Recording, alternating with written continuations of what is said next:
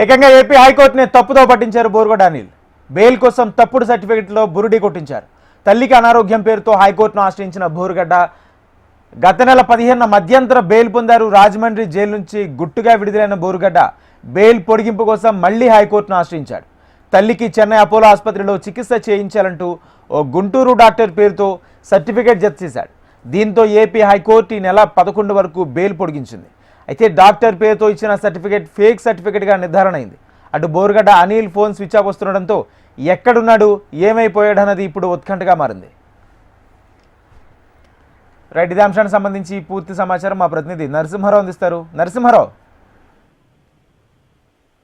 Rajendra, Borugadda Anil great escape అయినట్టు కూడా మనం చెప్పుకోవచ్చు. ఇందులో భాగంగా మనం చెప్పుకుంటూ కూడా బెయిల్ కోసం హైకోర్టునే బురిడి కొట్టించాడు. అంతేకాకుండా కూడా తన తల్లి అనారోగ్యంతో ఉందని చెప్పేసి హైకోర్టులో పిల్ దాఖలు చేయడం, ఆ తర్వాత హైకోర్టు కూడా అతనికి మధ్యంతరం బెయిల్ మంజూరు చేయడంతో ఇదంతా కూడా చేరుకున్నటువంటి ఎవరైతే ఉన్నారో జ్యుడిషియల్ అధికారులు మేల్కోవడం జరిగింది. అందులో భాగంగా మనం చూస్తే కూడా ఓ ప్రైవేట్ ఆసుపత్రిలో తన తల్లికి ఆరోగ్యం బాగుండదని చెప్పేసి ఆమెను చెన్నైలో తీసుకెళ్లాలి, చెన్నైలో ట్రీట్మెంట్ అందించాలని చెప్పేసి కూడా ఫేక్ డాక్యుమెంట్లు కోర్టుకు సబ్మిట్ చేసినట్టు తెలుస్తుంది. ఈ నేపథ్యంలోనే అతనికి మధ్యంతరం బెయిల్ ఉత్తర్వులు జారీ చేసింది. అయితే ప్రస్తుతం ఎవరైతే ఉన్నారో ఏ ప్రైవేట్ ఆసుపత్రిలో అయితే సర్టిఫికేట్ ఇచ్చారో దానిపైన పోలీసు ఎంక్వైరీ చేయడం, ఆ తర్వాత తమ ఎలాంటి సర్టిఫికేట్ ఇష్యూ చేయాలని చెప్పేసి ఆయన తమ హాస్పిటల్లో ట్రీట్మెంట్ చేయగలుగుతాం కానీ వేరే హాస్పిటల్కి రిఫర్ చేయమని చెప్పేసి కూడా ఆ హాస్పిటల్లో ఉన్నటువంటి మేనేజ్మెంట్ చెప్పడం జరిగింది.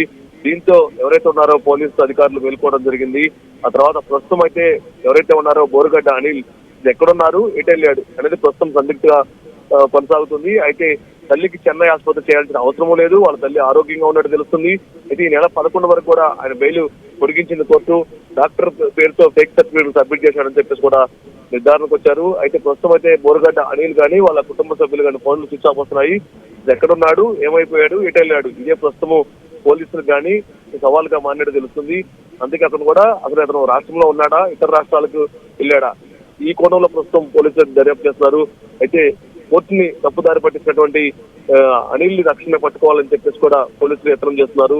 ప్రస్తుతం అయితే బోరుగడ్డ అనిల్ ఇటు పోలీసు యంత్రాంగాన్ని కానీ, ఇటు ఆసుపత్రిని కానీ, మరోవైపు కోర్టులు కానీ మూడు డిపార్ట్మెంట్లు కూడా అతను బురుడి కొట్టినట్టు తెలుస్తుంది. సో ప్రస్తుతం అయితే బోరుగడ్డ అనిల్ పరారిలో ఉన్నట్టు మనం చెప్పుకోవచ్చు. నరసింహారావు, అంటే మరోపక్క ఈ నెల 11న వ్యక్తిగతంగా హాజరవ్వాల్సిన నేపథ్యంలో హాజరవుతాడా హాజరవడా అనేది ఒక క్వశ్చన్ ఉంటే, మరోపక్క ఏదైతే ఫేక్ సర్టిఫికేట్ సంబంధించి మరొక కేసు ఏమైనా నమోదు చేసే అవకాశం కనిపిస్తుందా? ప్రస్తుతం అయితే మరో 4 రోజుల్లో ఆయన రిమాండ్ ఏదైతే ఉందో అది పొడిగించినటువంటి ఆ రిమాండ్ గడువు కూడా ముగుస్తుంది. అయితే ప్రస్తుతము అసలు ఈ రాష్ట్రంలో ఉన్నాడా లేడా, అంతేకాకుండా ఫేక్ సర్టిఫికెట్ల మధ్యంతరం బెయిల్ తీసుకున్నాడు. కనీసం ఎవరైతే ఉన్నారో లాయర్లు కానీ వాళ్ళు ఎవరు కూడా చూసుకోలేదు అనే కోణంలో కూడా అనుమానాలు వస్తున్నాయి. అంటే ఇదంతా కూడా కావాలని జరిగిందా లేకపోతే ఎలా జరిగింది అనే కోణంలో కూడా దర్యాప్తు చేయాల్సి ఉంది. ప్రస్తుతం అయితే ఈ బోరుగడ్డ అనిల్ అనే వ్యక్తి ఎక్కడున్నాడు అనే విషయం అయితే పోలీసులు అయితే వాళ్ళు దర్యాప్తు చేస్తున్నట్టు మనం చెప్పుకోవచ్చు. ఒకవైపు కోర్టును తప్పుదారి పట్టించి ఫేక్ డాక్యుమెంట్ ఇచ్చాడు, అంతేకాకుండా మరోవైపు ఓ ప్రైవేట్ ఆసుపత్రిలో ఫేక్ సర్టిఫికేట్ పుట్టించాడు. కనీసం ఆ హాస్పిటల్కి వాళ్ళ తల్లి కానీ ఈయన కానీ ఎవరో కూడా అసలు ఆ హాస్పిటల్ని అప్రోచ్ చేయనట్టు కూడా కనపడలేదు.